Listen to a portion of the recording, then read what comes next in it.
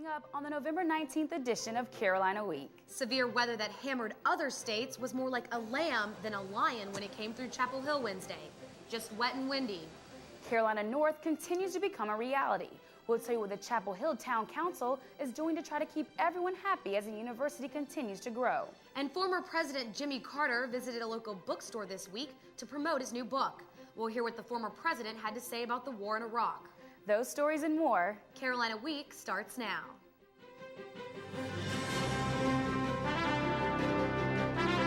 From the School of Journalism and Mass Communication at the University of North Carolina at Chapel Hill, this is Carolina Week.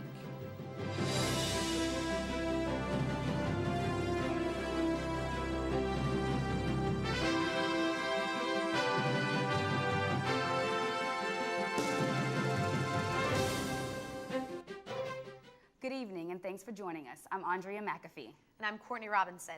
Our top story tonight. Chapel Hill got off relatively easy on Wednesday when heavy storms swept through the area. As students made their ways across campus, rain and wind made the journey a bit difficult. Large puddles blanketed the campus and floors were wet and slippery. Although a tornado watch was in effect until 1 p.m., none was reported in the area. The Chapel Hill Town Council is continuing to work on the recommendations for the Carolina North Project. Monday, the council revised about half of the report submitted by the Horace Williams Citizens Committee and decided to continue working on it on November 24th. The revised sections deal with a number of different issues, including affordable housing, project oversight, and transportation issues. Mayor Kevin Foy says the council will send its completed revisions and the university's plan back to the committee. Be able to give us a final recommendation. And then in January we start out with our principles pretty firm here. The university announced Wednesday it has reached an agreement with the state to clean up the hazardous waste on the Horace Williams property. The university consultants estimate the cleanup will take up to 8 years and cost more than $10 million. The controversy about red light cameras continues, and new data seems to lean in favor of those who oppose the cameras. The statistics show the cameras are ineffective in most cases. During the past 2 months, local officials issued only 30% of the violations recorded at the intersection of 15501 and Sage Road. The town issued 36% of the infractions recorded at Airport and Estes Drive. Chapel Hill's town engineer says the low percentage is because of unclear images of license plates produced by the cameras. The town will need almost a year to determine if the cameras are truly effective. In a 4-3 ruling, the Massachusetts Supreme Judicial Court has given same-sex couples the right to marry, saying government attorneys didn't provide adequate reasoning for why they shouldn't. Advocates and opponents of same-sex marriages were quick to react to the ruling, including here at Carolina. From a biblical standpoint, I see no reason for same-sex marriages, but from a constitutional standpoint, I see no reason against them. This ruling is really exciting because finally the government, well, at least the Supreme Court of Massachusetts, has shown that the government has no right to decide who can love each other and who can be married. Massachusetts Governor Mitt Romney and others plan to push for a constitutional amendment, which would define marriage as the union between a man and a woman. Tuesday, Chancellor James Measer ordered a standard review of Athletics Director Dick Bedour's performance. The university says it's a routine evaluation. Bedour spoke with Carolina Week recently about several issues he's dealt with in the past several months. Well, I was ecstatic. I mean, I don't know how to be any happier. Coach Williams is a fantastic individual. I've said before, he brings with him a prescription for success. Coach Daugherty and I have a very good relationship. I want to help Matt. I want to help him be successful. I hope he'll return to coaching. I know that that's what he wants to do. I have the utmost confidence in Coach Bunning, his leadership style, how he's developing this program. Sometimes when you go out to eat, you can help put food on someone else's plate.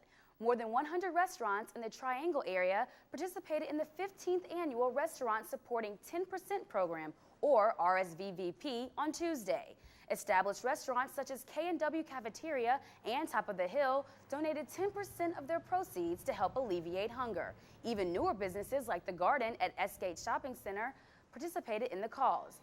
The proceeds go to the Durham Community Kitchen, the Food Bank of North Carolina, and the Interfaith Council for Social Service. A new computer virus could be putting unwanted information on your AOL Instant Messenger profile. A spyware worm is spreading through links on IM profiles across the country. Spyware is a type of program users install unknowingly when they download free programs. If you have the virus, you can get help removing it on campus. Stop by the ATN Help Center or log on to our website, carolinaweek.org, for a link to step-by-step removal instructions.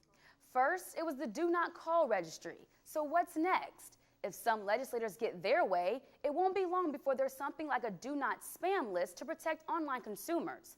The Canned Spam Act of 2003 bill has been passed by the Senate and now waits approval from the House. But Carolina PhD student Martin Kuhn, who's doing research in this area, says there's a fine line between protecting consumers and hurting advertisers.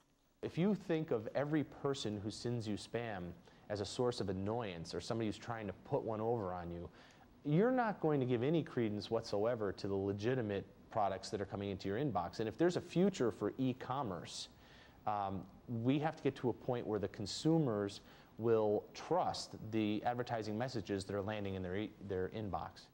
Some current ways to protect yourself include purchasing spam filtering software from anti-spam companies like Brightmail, have more than one email address, limit all commercial activity to one account with the other designated for personal emails, and finally, if you're on a list you don't want to be on, just unsubscribe.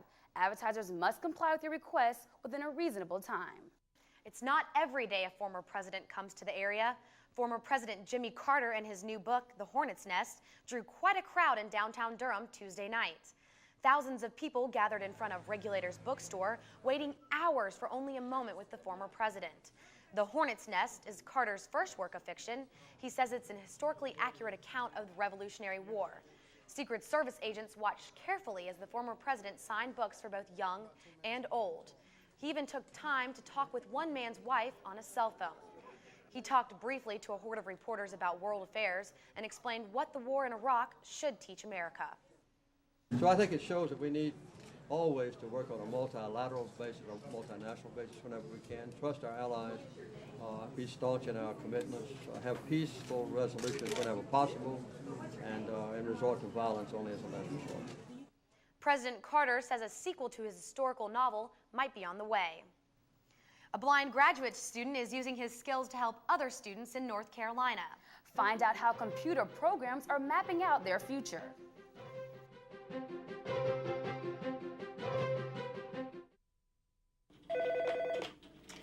Women's Center, may I help you?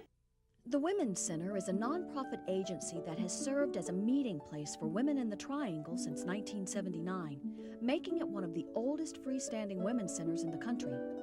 The mission of the Women's Center is to provide a supportive community where all women can inspire each other to grow, both personally and professionally. I was going through a crisis at home and I contacted Helpline and they referred me directly to the Women's Center. I think the Women's Center is really important for the community because it offers so many different kinds of resources, and if we don't have the resource here, we can find an avenue or a way for women to find the answers that they need. It is inspiring. It's so exciting to be a part of something that really matters and really changes things. You can support the Women's Center through membership or by sending a contribution to the Women's Center, 210 Henderson Street, Chapel Hill, North Carolina, 27514.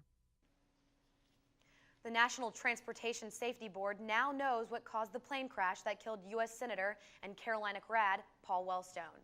The board released the final report Tuesday and blamed pilot error, not mechanical malfunction, for the accident. Investigators concluded the pilots weren't paying attention and were flying too fast. The plane crashed in October of 2002, killing Wellstone, his wife, his daughter, 3 campaign workers, and both pilots. It might be easier to travel abroad than to study abroad. That's because 4 of the 5 students who applied won't be able to study at the University of St. Andrews in Scotland in the spring. The 4 students were accepted by the Study Abroad office here at UNC Chapel Hill, but weren't accepted by the program at St. Andrews. St. Andrews didn't have enough classes or housing for the incoming students and decided that juniors should have precedence over sophomores. All 4 who didn't make it are sophomores. Sophomore Molly Rankin spoke with her study abroad advisor when she heard the news. To get that letter that said you can't go to St. Andrews all of a sudden was completely, I mean, it was devastating at first because I thought that it meant I couldn't study abroad at all. Luckily, you know, I talked to my study abroad advisor and she said, you can still study abroad, you're just gonna have to pick a new program. They're all gonna go somewhere, so it's gonna work out well. They do have an option if they wanted to wait until next year or next fall or next spring, they could. The Study Abroad office tells students their admission isn't final until they've heard from their desired school. However, it's very rare for students to be accepted from this university but denied abroad. Football, soccer, and lacrosse players had better watch out. A new study from the Journal of American Medical Association shows that athletes playing high-impact sports are likely candidates to suffer from multiple concussions. There are nearly 300,000 sports-related concussions across the nation each year. Up to 92% of these concussions occurred within 10 days of a previous concussion. The study also shows that recovery is slower in players with a history of previous head injuries. Co-author of the study and UNC professor Kevin Guskowitz says the best method for preventing repeated concussions is just knowing about them in the first place.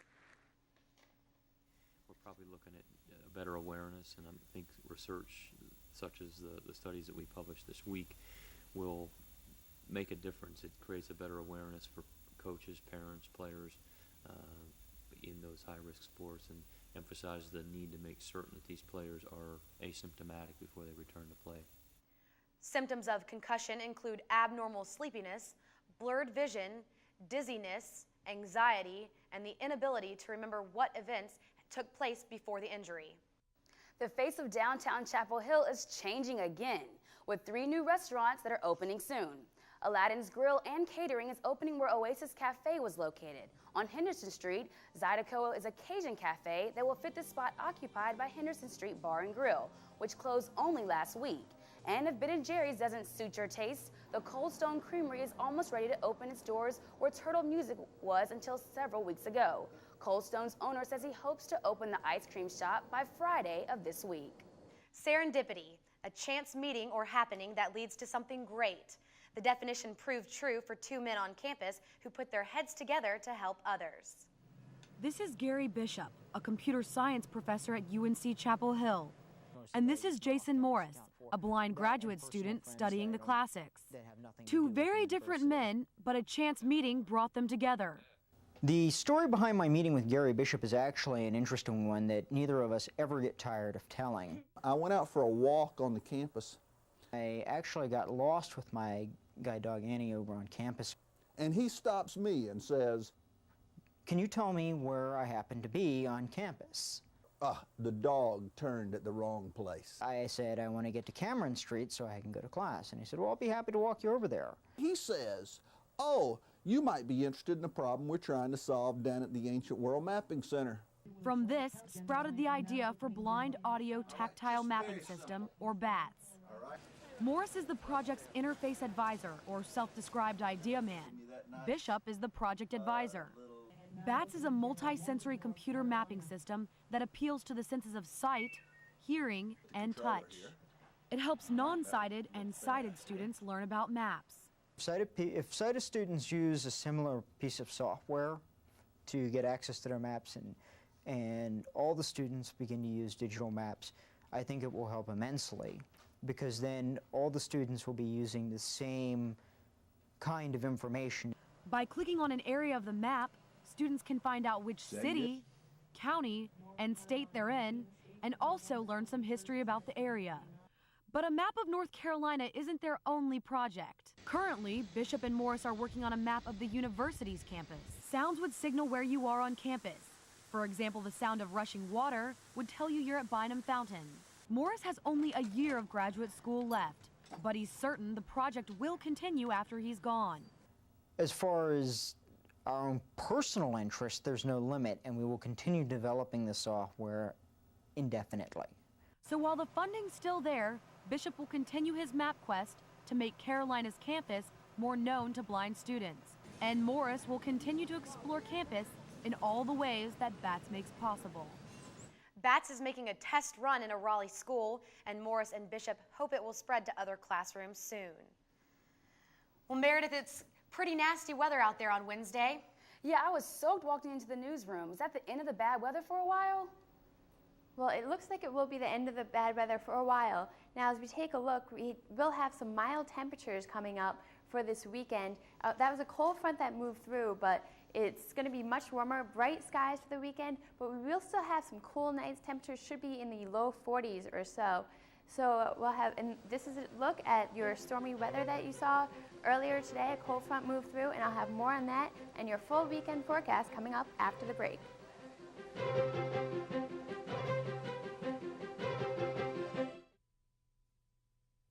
For the 1.3 million children living with AIDS, we can do more than just learn the facts about HIV.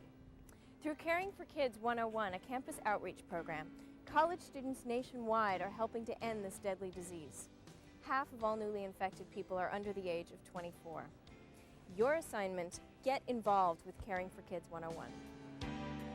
Every child deserves the chance to live a healthy life. Support the Elizabeth Glazer Pediatric AIDS Foundation.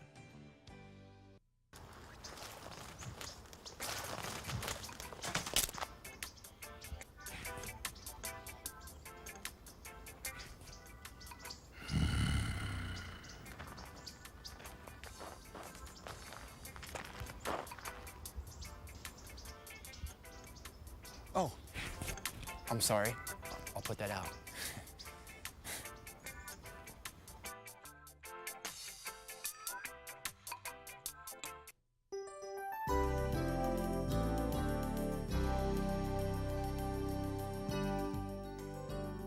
Hi, let's take a look at your Thanksgiving Day forecast. Now, this is really just an early look at the forecast. Things can change, but a general view, it looks like it's going to be about on Wednesday, about 61 degrees with some scattered showers around, and Thursday again will be about 61 degrees with some scattered showers.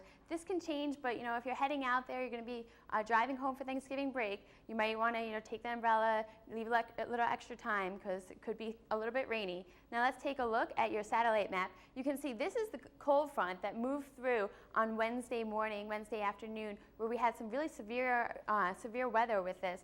This caused tornadoes and more severe weather more to our west. Not too much around here, just some really heavy rain. But this system's moving through and brightening skies are coming up for the weekend. Now let's take a look at your forecast map. You can see here's the front that's moving through. And this will move through by later on Wednesday and into Thursday. We won't, should be pretty nice skies. This high pressure system is moving into the region. So our weekend weather will be dominated by this high pressure system. And you can see the only thing that's coming up for the weekend is, after the weekend rather, is this front that's way up towards Washington State. So really not too much of a problem.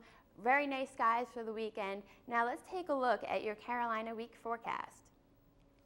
You can see some clouds on tap for Friday as that front just pulls all the way through. But after that, Saturday and Sunday, bright sunny skies with temperatures in the upper 60s. Some spots could even get into 70 around the region, so very nice weather. Your lows are going to be slightly cool in the low 40s, so you might want to bring that sweater for at night, but Monday is our next chance. There's a slight chance right now of a scattered shower on Monday, but nothing to worry about just yet. Just keep that in mind. But a high temperature then too of 68 degrees. Now if you're heading out to the beach for the weekend, that's 65 on Saturday and 68 on Sunday. So very nice day to head to the beach one last time. The lows will only be around 52 on Saturday and 45 on Sunday. So very nice day to get out and go to the beach, take one last walk on the beach. Now if you want to go out for a hike out to the mountains, 62 is your temperature on Saturday with partly cloudy skies, and 62 on Sunday. Again, lows are going to be a little bit cooler with temperatures in the mid-30s. So make sure you bundle up for the evening time in there. But it's going to be a pretty nice weekend just to get out, do something outside for the weekend. So let's take a look at your official game day forecast. This is your last official home game of the UNC season, so it's going to be a very nice day to get out there and cheer on UNC. So it's Duke versus UNC at Kenan Stadium. Kickoff time is 1:05 p.m. and we'll have mostly cloudy skies and a temperature of 67 degrees. Back to you, Courtney and Andrea. Thanks, Meredith. So Luke, tell us about the women's soccer team. They breezed through the competition last weekend. Yeah, they beat both High Point and UNCG a combined score of 13-0. So they're looking pretty good as they head into the NCAA tournament. Yes, they are. Now this weekend, the women's soccer team looks to pave its way into the Final Four of the NCAA tournament. To do that, the Tar Heels might have to go through the team that knocked them out of the tournament last year. Plus, the Carolina football team looks to protect something precious in its game against Duke.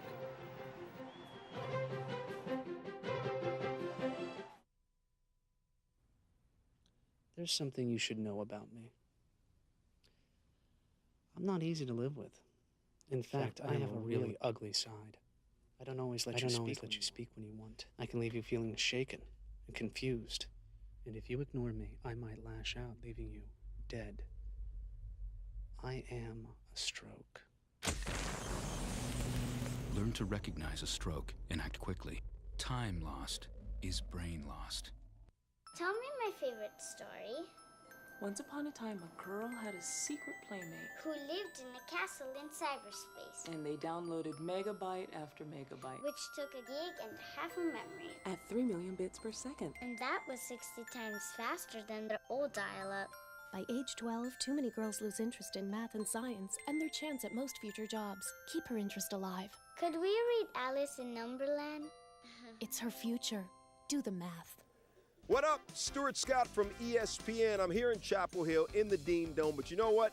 When I go home and turn on my TV, I'm actually not watching SportsCenter when I'm here in Chapel Hill. I'm watching Carolina Week Sports. Booyah! Just because you're #1 in the country with a flawless record doesn't mean you feel cocky about the NCAA tournament. The Tar Heel women's soccer team is hungrier than ever to reclaim its position at the top of the NCAA after failing to wear the crown the past 2 years. They might face some tough competition earlier on than expected.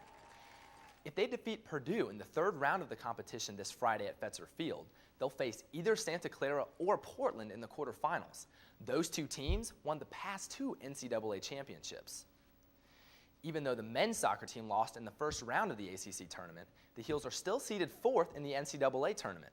They'll play either Davidson or Coastal Carolina next Wednesday at 6 p.m. at Fetzer Field. After the women's basketball exhibition blowout against the West Coast All-Stars, a reporter asked freshman point guard Ivory Lotta if she ever stopped smiling. Lotta laughed and said, "No." And why should she? The guard with a huge grin led the team in scoring against the All-Stars with 24 points.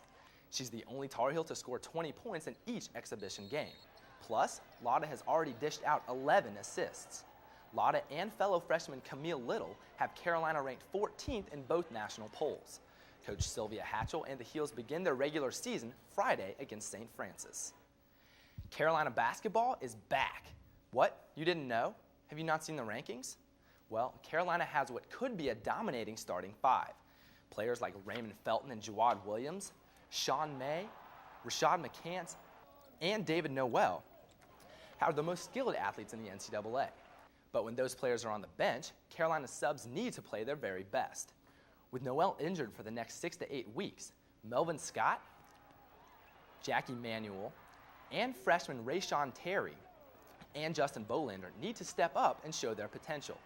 Coach Roy Williams is aware of the team's thinness and expects more playing time for the reserves. We're going to practice hard. I mean, we really are, because we need it. It's hard for me as a coach to push them as hard as I want to push them, because we're thin, okay? And everybody, I mean, we're not a very deep team. Saturday's football game against Duke is more than just a fight to finish out of last place in the ACC. It also involves a 55-year-old tradition. Carolina Week sports reporter Ann Sexton tells us the risk of losing the victory bell makes the team appreciate its ring. Since 1913, the Tar Heels and the Blue Devils have duked it out, but it took 2 head cheerleaders in the 1940s to give the battle a prize, the victory bell. Right now, the old train bell lives in the Keeney Football Center. It's been there for 13 years, and some players see it as a permanent fixture in the locker room. You know, a lot of the guys here take the victory bell for granted. You know, when you first get here, you just think it's, you know, it's always here. You know, it's just a victory. It's the bell in the locker room, you know.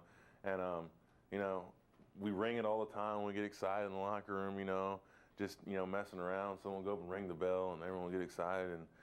But Carolina's true freshmen seem to know the importance of a win against Duke. Coach John Bunting knows the team has to work hard to keep the bell. Isaiah Thomas reminded me that he already knew about the belt, and he was guaranteeing that we'd get it back. I said, that's terrific that you're guaranteeing me that. We got a long, long ways to go to make that guarantee happen. Although the victory bell has been painted Carolina blue for most of the rivalry, Duke nearly snatched it last year. The place kicker who made the game-winning field goal says he's willing to preserve that victory.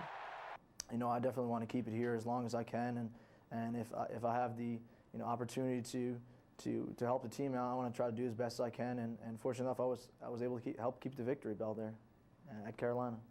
UNC fans hope Orner and the Heels take that dedication to the field and make sure that the bell stays safe for another year. In Chapel Hill, I'm Ann Sexton, Carolina Week Sports. The victory bell will ride into Kenan Stadium Saturday and ring before kickoff at 1 p.m. Well, guys, if Duke tries to steal this from us and paint it their color, I'm stealing it right back, and I'm going to paint it Carolina blue. Don't spill that paint on me.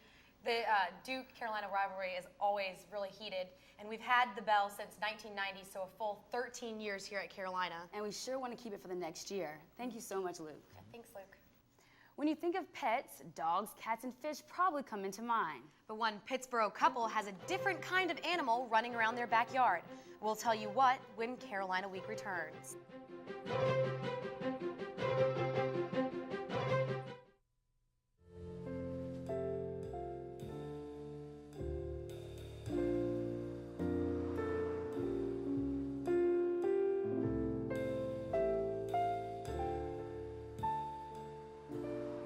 When your children ask where you got married, will you have to tell them over there by the unleaded? When we lose a historic place, we lose a part of who we are. Help protect historic places in your community. Visit nationaltrust.org. If you have a story idea, contact Carolina Week at 843-8292. You can also visit us online at carolinaweek.org. If you have questions about this program, write Carolina Week at Campus Box 3365, UNCCH, Chapel Hill, North Carolina, 27599.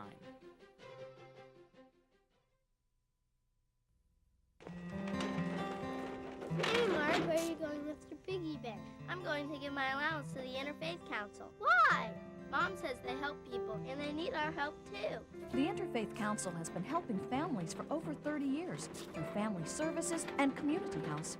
Donations come from individuals, and every donation counts. I want to help, too. Call the Interfaith Council at 929-6380. At a place called Big Woods Farm, you'd expect to find big fields, big vegetables, but the animals you'll see there are actually very little. Jenny McClendon has that story. Come here, babies. They might look like babies, but they're adult miniature donkeys. And for Tom and Debbie Cochran, they're the perfect pets. They're really laid back. They're easy to work with. They're smart. They're easy to train. The couple started raising mini Jennies and Jacks on their Pittsboro farm 7 years ago. Their first, a little guy named Poncho. They're kind of like potato chips. You can't just have one, you know. You get one and you want another one. This is Secret Weapon. He's 3 months old and he's one of 35 miniature donkeys here at Big Wood Farms. But they don't stay lap-size like Secret Weapon forever. The donkeys grow to be about 36 inches tall and can weigh up to 250 pounds. You can do anything but ride them. Even train them to compete in shows. Best kept secret was the ADMS national champion. The donkeys perform for indoor audiences too. They're great therapy. Great therapy. I mean, to walk one inside of a nursing home, you know, and just walk it down the hall and into their bedrooms and all that sort of, you know, they love it. Poncho's even been known to join Tom in the living room to cheer on the Tar Heels football team.